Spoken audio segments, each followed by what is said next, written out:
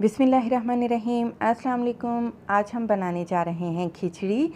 खिचड़ी का जब भी नाम लिया जाता है तो जहन में आती है नरम ग़िज़ा। नरम ग़िज़ा हमारे यहाँ या तो पेशेंट के लिए बनाई जाती है और या फिर छोटे बच्चे जो कि ग्रोइंग एज में होते हैं, 6 माह से बढ़ती एज के बच्चे जो होते हैं उनको मुकम्मल ग़िज़ा देने के लिए खिचड़ी बनाई जाती है। तो आज खिचड़ी कैसे बनाते हैं इसकी रेसिपी आपके साथ शेयर करेंगे।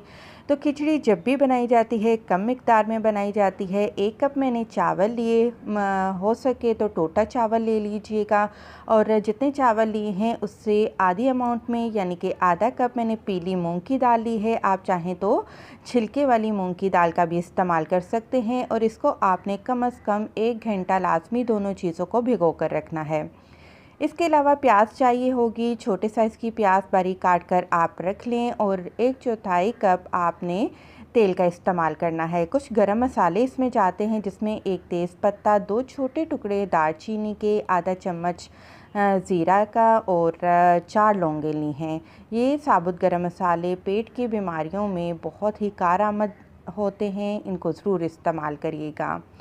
तो तेल गरम हो चुका है कढ़ाई में तो हमने साथ ही डाल दिए सबसे पहले साबुत गरम मसाले। इनको हल्का सा फ्राई करेंगे और साथ ही इसमें हम प्याज डाल देंगे और खिचड़ी में अच्छा सा कलर देने के लिए प्याज को कलर आप ब्राउन देंगे तभी खिचड़ी में कलर आएगा। और साथ ही आपसे रिक्वेस्ट है, अगर आपने मेरा चैनल अभी तक सब्सक्राइब नहीं किया तो प्लीज़ मेरे चैनल को ज़रूर सब्सक्राइब कर लें।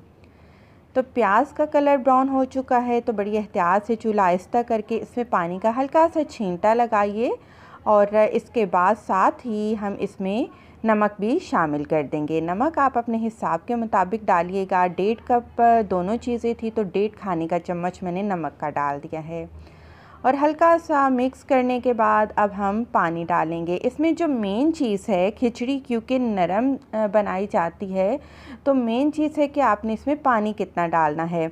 अब 1.5 कप मेरे पास दोनों चीज़ें थी, अगर हम डबल डालें तो वो 3 कप बनता है, लेकिन क्योंकि खिचड़ी है नरम बनेगी तो हम इसमें 4 कप पानी के शामिल करेंगे।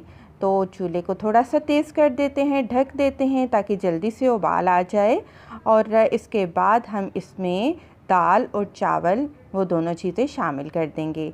लाज़मी 1 घंटा आप भिगोइएगा इन दोनों चीज़ों को क्योंकि चावल के साथ साथ दाल को भी गलना है। तो चावल जल्दी गल जाते हैं, दाल थोड़ी सी देर से गलती है। तो दोनों चीज़ें अच्छी तरीके से भीगी हुई होंगी तो गलने में आसानी होगी। तो हमने ढककर इसको पका लिया है। मुकम्मल तौर पर पानी खुश्क हो चुका है और सबसे अच्छी बात होती है कि खिचड़ी को हमें दम पर नहीं रखना पड़ता और लाज़मी इसको आप उसी टाइम बनाएंगे जब आपने इसको सर्व करना हो, क्योंकि ये जब ठंडी हो जाती है ये बिल्कुल आपस में चावल चिपक जाते हैं और जुड़ जाते हैं जो कि खाने में भी अच्छे नहीं लगते। तो गरम गरम आप इसको सर्व कीजिएगा। अगर आप मरीज़ों के लिए बना रहे हैं तो साथ दही या पुदीने की चटनी बना लीजिएगा। वीडियो पसंद आई है लाइक करते जाएं। खुश रहें, दुआ में याद रखें। अल्लाह हाफ़िज़।